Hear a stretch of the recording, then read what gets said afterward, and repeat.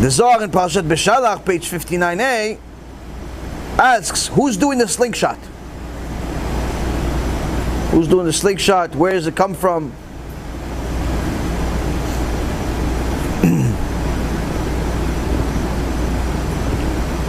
So all of those actions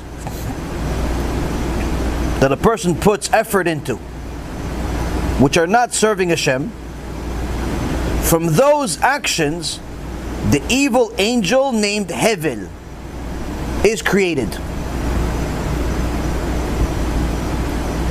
And when the person's soul leaves his body, the angel Hevel is the one who slingshots him in Kaf Hakela, like a rock, as it's written in Samuel 25:29.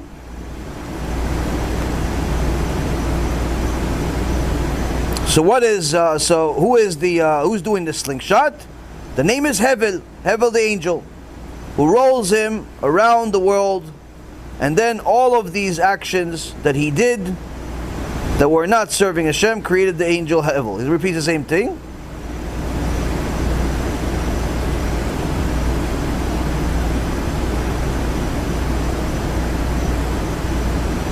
And this is also hinted by Shlomo HaMelech in Kohelet chapter 1 verse 14.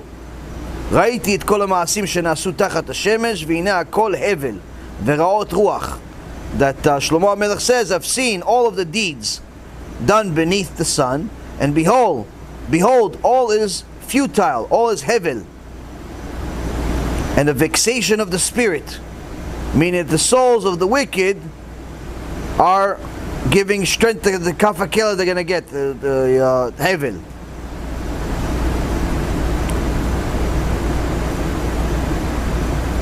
So the more energy a person exerts on making their sins, in essence, the more strength they're giving to their punishment by Hevel the angel. In so many words, it's a form of measure for measure, where a person creates their own heaven or hell. Just like the Mishnah in Avot says that when a person does a good deed, he creates a defendant. When a person makes a sin, he creates a prosecutor, creates an angel.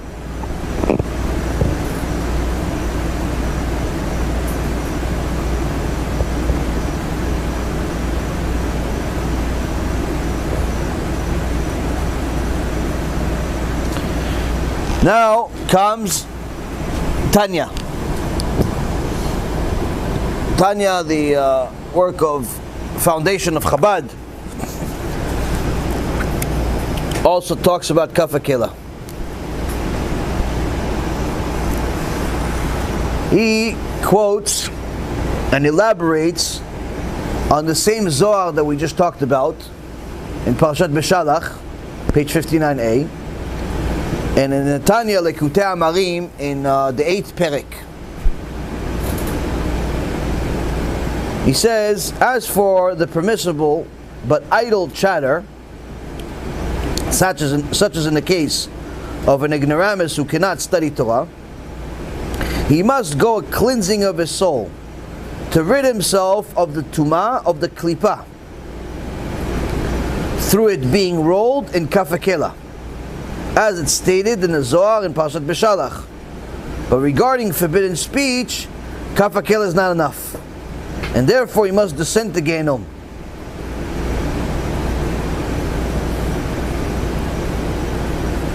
So here we see that the Baal HaTanya, foundation of Shabbat, of Chabad, does not speak like modern day Chabad. We tell most Chabad today, how come you don't tell people about reward and punishment? No, Chabad, we're all friendly, we don't believe in such speech. Wait, do you read your own books? Do you read at all? Chumash? Anything? Babkis. Why? This is the foundation. It's not Yaron Reuven. It has nothing to do with me. Now they're going to tell you what they tell. No, it's a language. It's the certain type of way that it talks. It's really high. What are you talking about? Bringing sources here from another source, they're all connected.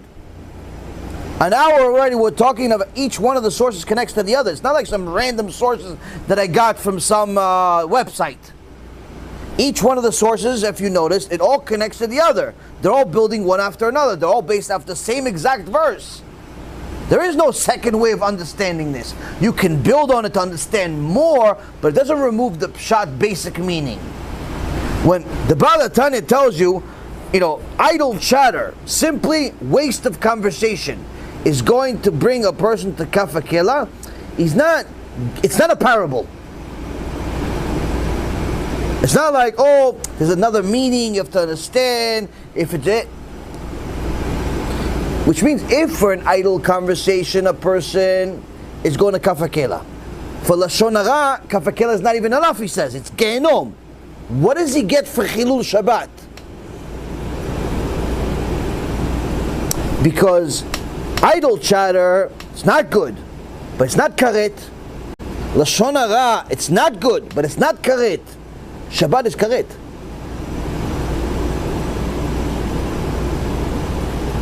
Nida is karet. Eating on Yom Kippur is karet. Chametz on Pesach is karet. One that does the other usually does the rest. The Baal HaTanya is not even talking about them yet. Look what punishment, what severity of punishment a person gets for something that most people don't even think is a sin bichlal. It's an entire industry built on Lashon Hara. It's called journalism.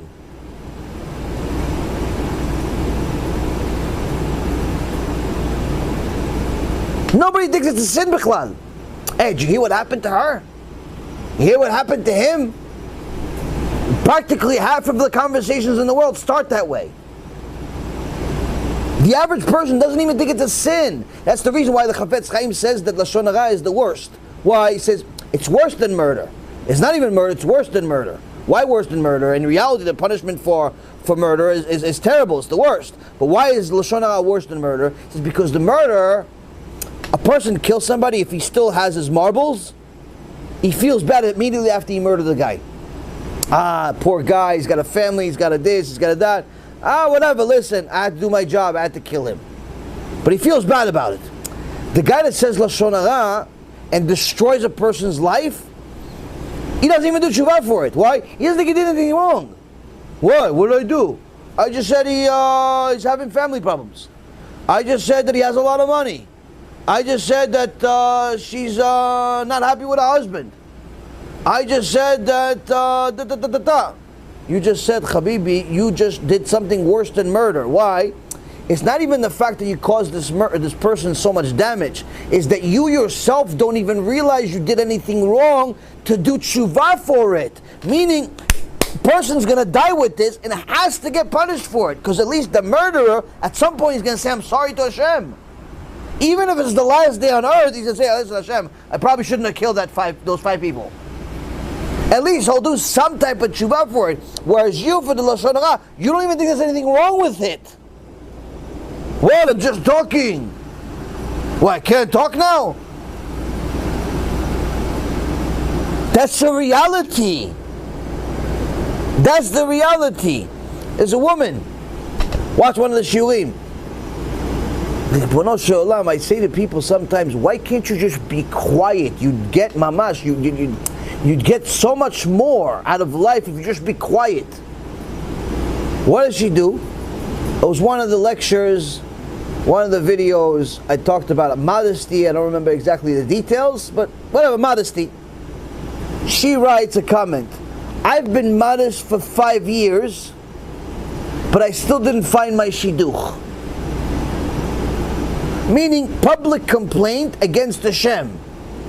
And what I said in a shiur, that if you are modest, if you do certain things, you'll find your shidduch. She writes, I've been modest for 5 years and I still didn't find my shidduch. First of all, why did you decide to make this a public comment is beyond me. You could send me privately, Rabbi, listen, I have a problem, 5 years, I'm lonely, I'm miserable. No problem. A lot of people are lonely and miserable and they send private comments. Why do you make it a public comment? Why? Because you're a shite. But you don't even realize it. Mamash, it shows the person's wicked, but doesn't even realize it. And it's not, I'm not talking about, they're not evil. They're wicked. There's two different things. Evil is mamash, an evil person, causes bad. Wicked is sometimes a person could be the nicest person in the world, but still wicked. Because they don't understand that their actions have ramifications. So now she made this public comment. Usually people make stupid comments. I don't address comments 90% of the time. Sometimes I'll address comments by deleting them because they're missionaries or pornography or some type of stupid thing like that.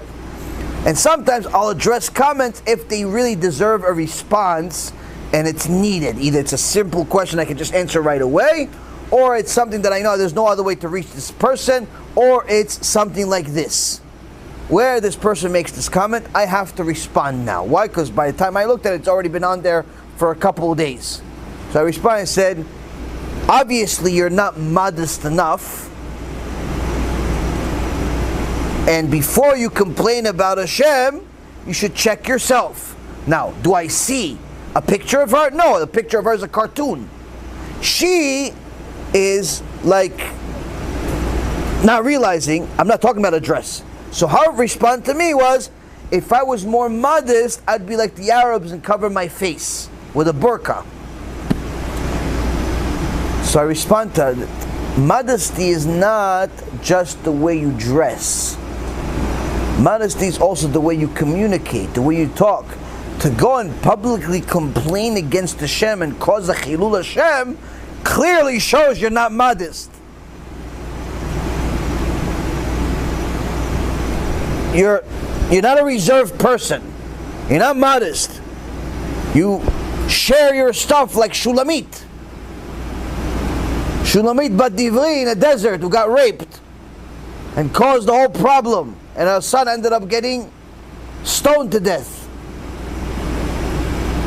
Modesty is not just clothes. Ribono shel olam. People don't understand this. They think if they put a kisui rosh and put a dress, tzadika sara imenu.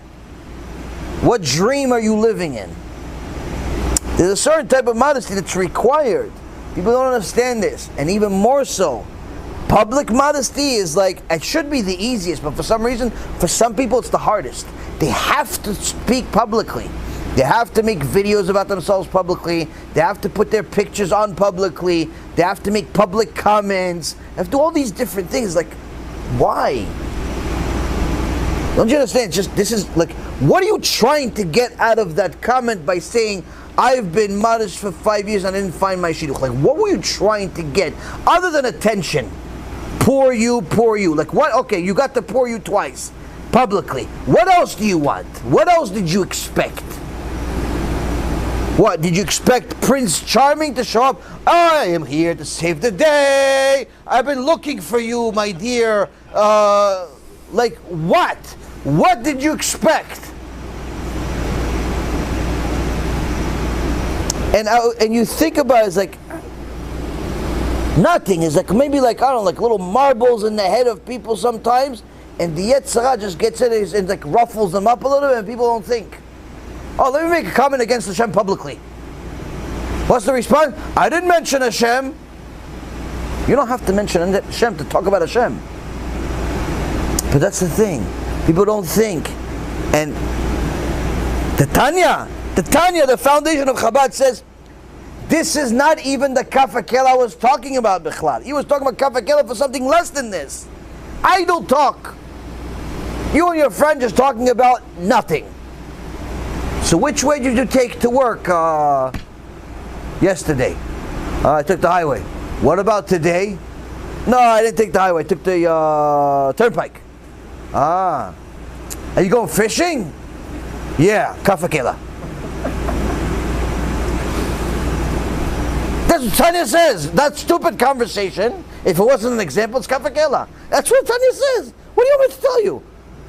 So needless to say, a dumb comment against Hashem on the internet of complaining about how Hashem is doing this, this, and this to you, like, where did you think you were going to end up with this? Heaven? What do you think, like Moshe Rabbeinu is going to fight with you now? Fight for you now in Gan Eden? Hashem, I just looked at the YouTube video and Mrs. Silverman over there, she didn't get a shidduch. I saw it. It's all over the news, Hashem. You have to do something about it. Like, what did you think? Avraham Avinu is going to come with Yitzchak and Yaakov. They're all going to fight against the shidduch department of Shamayim? Look what's happening, Ribono Shel Olam. She did not find a shidduch. And it's on YouTube.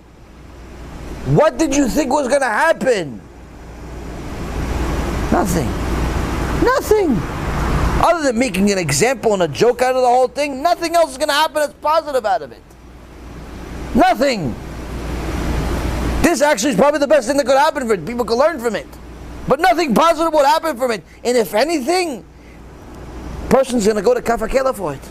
Or worse.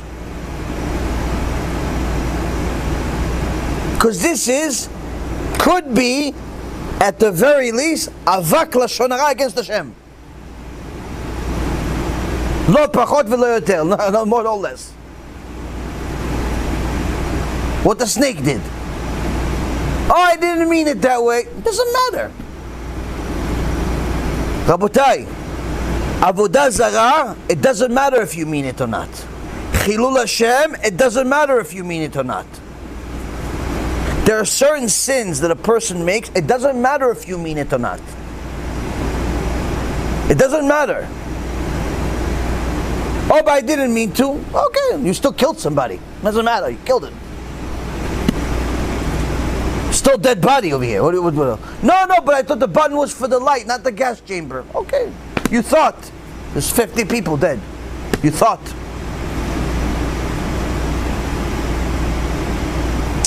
People don't understand.